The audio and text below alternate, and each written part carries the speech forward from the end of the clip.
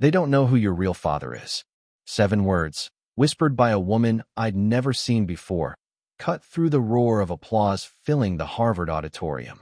My brother, Grant, was on stage shaking hands with the dean, the golden heir finally receiving his crown. My parents glowed in the front row. And me? I sat in the shadows, clutching a glass program like it was a lifeline, wondering why this stranger had chosen me. Me, the disappointment, to shatter the Hale dynasty. I turned, ready to dismiss her as another social climber looking for an angle. But she pressed a manila folder into my hands, her eyes locked on mine, steady and merciless. "Open it," she said. Then she slipped back into the crowd before I could even breathe a question. Inside, photographs, birth certificates, financial records, letters in my mother's handwriting. Every page another blade. I had lived 28 years as Deacon Hale, the forgotten son of one of America's most powerful shipping families. But the truth bleeding out of that folder was something else entirely. I wasn't their son. Not Richard's. Not Evelyn's. I was the secret they never thought would crawl out of the dark. On the stage, Richard lifted his champagne glass, his voice booming with the easy authority of a man who never heard no. "Ladies and gentlemen, today is about legacy. About my son, Grant, who will carry Hale Logistics into the future. Heir to everything I've built, every asset, every estate. The next great Hale." The ballroom erupted in applause. I didn't clap. My hands shook too badly to make a sound. All I could see was my mother's smile, cold as the diamonds around her neck, rehearsed for decades to hide the rot beneath.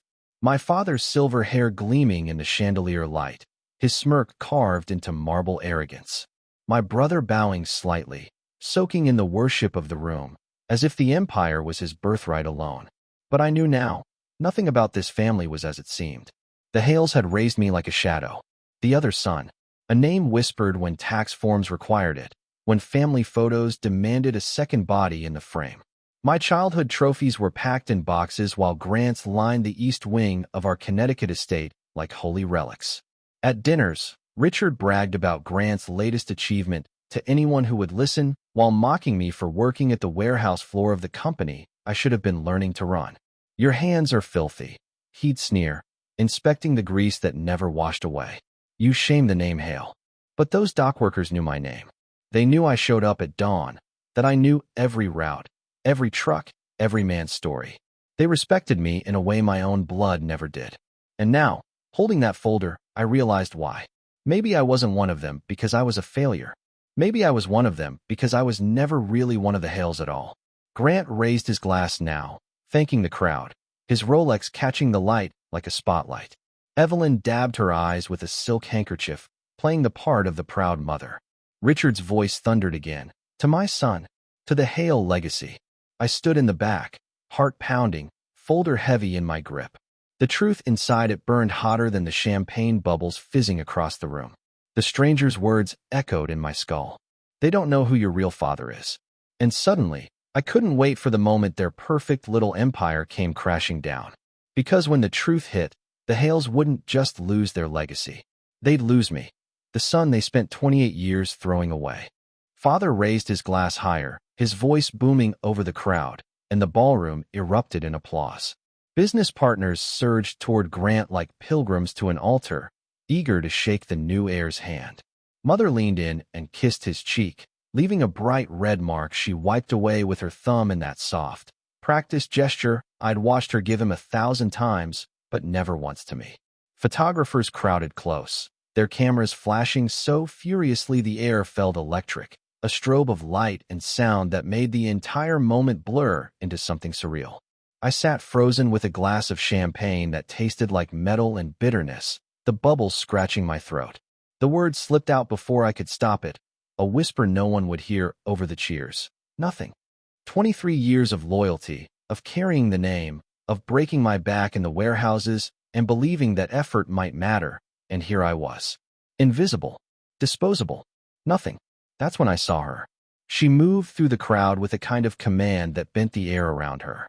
Everyone else looked like background actors in her scene, shifting instinctively to let her pass, though they didn't even realize they were doing it. She wore a navy dress, elegant but understated, her silver hair pulled back like she had no time for vanity. green eyes fixed on me from across the room, and in that instant, I knew she wasn't wandering. She was hunting. She reached me without hesitation. The perfume she wore was subtle, expensive, a whisper of citrus and spice. She stood close, so close I could see the faint lines at the edges of her eyes. Deacon Hale. I nodded, startled she knew my name when half the people in that ballroom probably couldn't pick me out of a lineup. She pressed a manila folder into my hands. The weight of it startled me. Thick, deliberate, heavy with the burden of something more than paper. Her voice was low, precise, laced with a faint accent I couldn't place. Your mother has been lying to you for 23 years. They don't know who your real father is. My champagne glass trembled, and my throat tightened. What are you talking about? Her gaze never wavered. She leaned in so only I could hear. Open it when you're alone. Everything you think you know is wrong. Your true inheritance isn't in this room full of polished liars.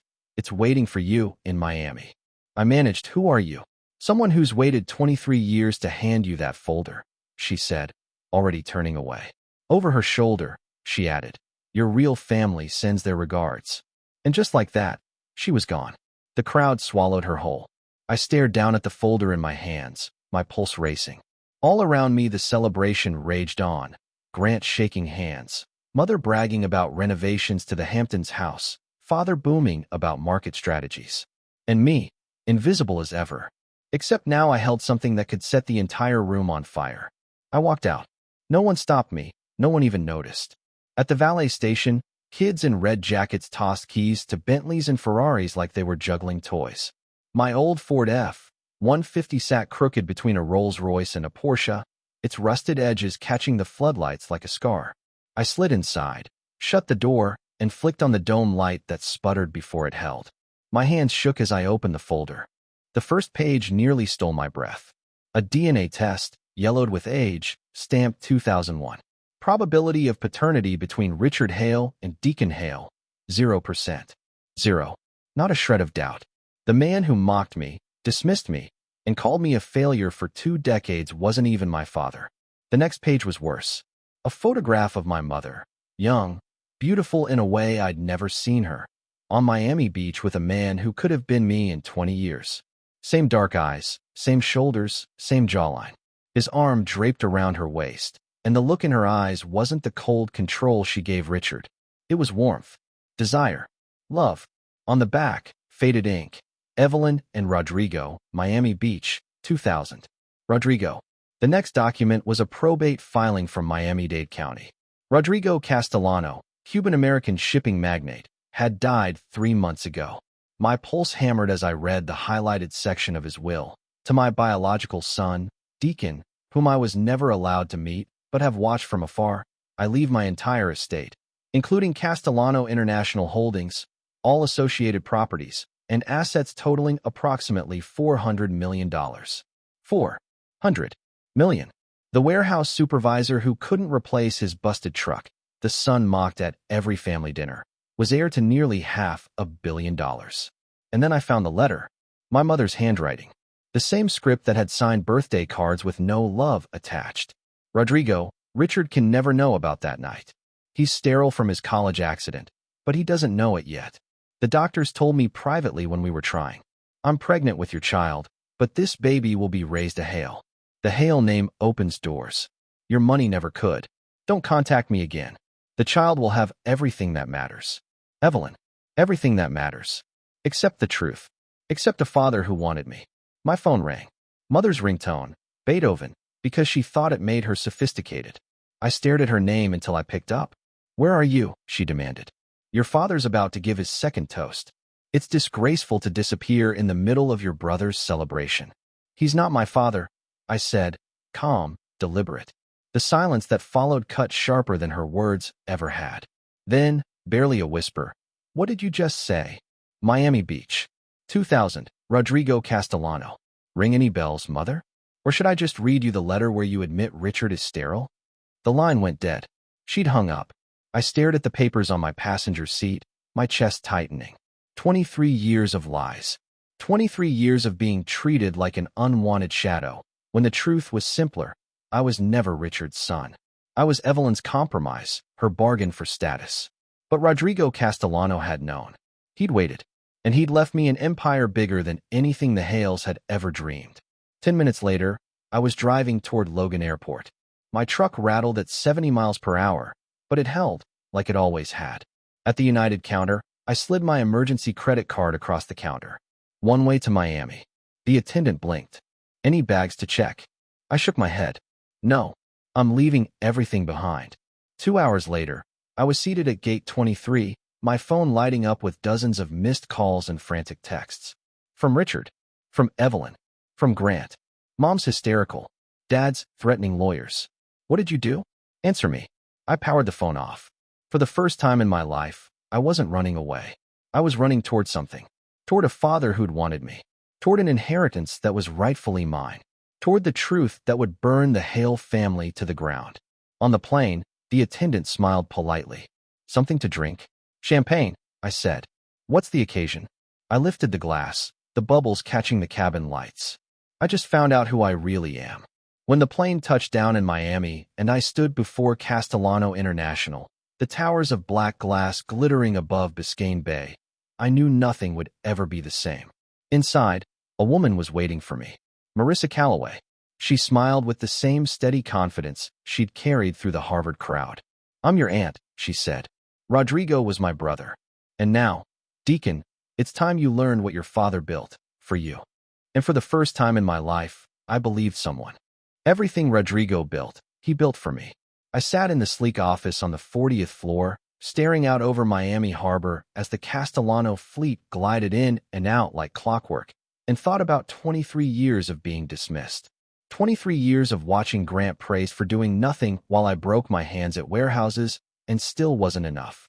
23 years of a mother who put appearances above truth, of a father whose cold indifference I had spent my life trying to earn.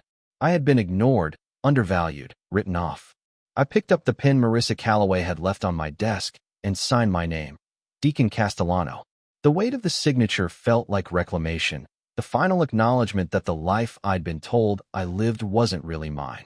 Nadira handed me another envelope, this one smaller, heavier with purpose.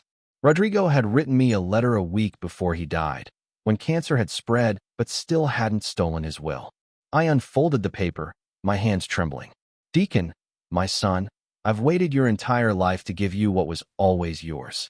While your brother grew accustomed to privilege, you built character in the warehouse. You learned the value of work and responsibility while he learned entitlement.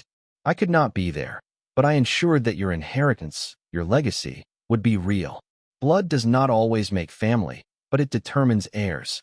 Welcome home. I read it again, then a third time, memorizing every stroke, every press of the pen. A man I'd never met had been more of a father to me in death than Richard Hale had been in life. 3 weeks later, I stood in my office as the morning sun hit the Atlantic, the Castellano logo gleaming on the docks below. Ships moved like pieces on a board, and I held the power once denied to me. My secretary knocked politely. Mr. Castellano, your visitors are here. I'd been expecting them. Richard and Evelyn Hale entered, their perfectly crafted facades crumbling. Evelyn's makeup could not hide the dark circles under her eyes. Richard's silver hair had thinned. His posture carried a weightless defeat. They paused, taking in the office, the fleet, the empire. For the first time, they realized their failure. They had raised a son who could hold their lives in his hands. Deacon, Richard started, his voice broken, unsure, stripped of its usual authority. We need those contracts. No, I said calmly. You need those contracts. I don't need anything from you anymore. Evelyn's composure shattered. The Hale name is everything. You have to understand what it means, the doors it opens, the opportunities. To me, I interrupted. The Hale name meant rejection. It meant being invisible for 23 years while someone else inherited the world I worked for. Nothing more. Please, Richard begged, his voice trembling. Grant doesn't deserve this. He's not cruel, just misled. He can't lose everything. I thought carefully, weighing the boy who had grown up as my rival, my brother only by name. Grant had been naive, blinded by privilege, and never intentionally malicious. I'll make you a deal, I said, moving to my desk, the balance of power unmistakable. I will leave the contracts in place for 1 year. During that time, Grant will work in your warehouses. Real work. loading trucks, handling inventory, running the business from the ground up. No shortcuts, no special treatment. If he lasts the year, I'll consider keeping the contracts active. If he quits or if you interfere, I pull everything immediately. They exchanged a glance that compressed decades of marriage, pride, and denial into a single moment. He won't last a month, Richard said quietly. Then you better hope he inherited more from Harrison Vale than just his looks. I replied, watching comprehension dawn in their eyes. Rodrigo's secrets freed me. Yours have kept you imprisoned. Evelyn gasped, covering her mouth as if to hold in a scream of disbelief. You knew about Harrison, she whispered. I know everything, I said. Rodrigo prepared me for this moment. You just didn't realize you were shaping the man who would take it all from you. As they left, Evelyn paused at the door. Do you hate us? She asked, her voice quiet, raw. No, I said honestly. Hate would mean you still had power over me. You are simply the people who raised me, nothing more.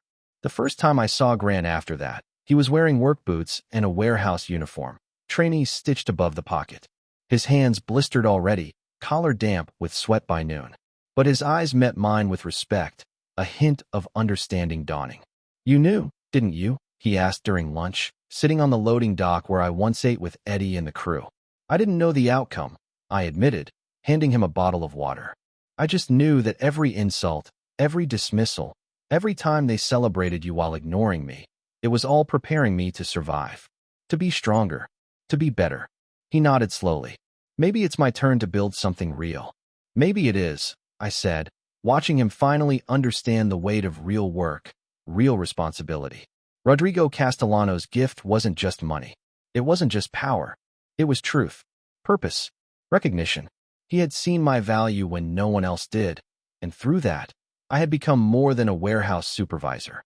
I had become a man who could command an empire, demand respect, and reshape lives, including my own family's. The Hale legacy? A house of cards built on lies and entitlement. The Castellano legacy? Built on truth, patience, and the belief that worth was earned, not given. And every morning, in my Miami office, watching the sunrise paint the Atlantic gold, I reread Rodrigo's words. Not for the wealth, not for the empire, but for 5 words that had waited 23 years to reach me. Welcome home, my son. The greatest inheritance wasn't the contracts, the ships, or the office towers. It was knowing I was wanted. I was seen. I was enough. And that knowledge, finally, gave me everything.